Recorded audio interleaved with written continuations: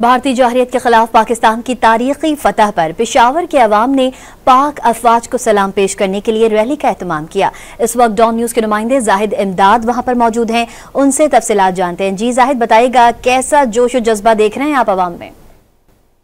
जी बिल्कुल, पाक भारत के टाकरे के बाद पाकिस्तान की जानिब से भरपूर जवाब देने के बाद जश्न का सिलसिला जो है जारी है। पेशावर में मुख्तलिफ रैलियाँ निकाली जा रही है। इस वक्त भी एक बड़ी रैली जो है वो पाक फौज को सलाम पेश करने और उनकी कारकर्दगी को सराहने के लिए निकाली जा रही है। बड़ी तादाद में मेरे कप में आप लोग देख सकते हैं।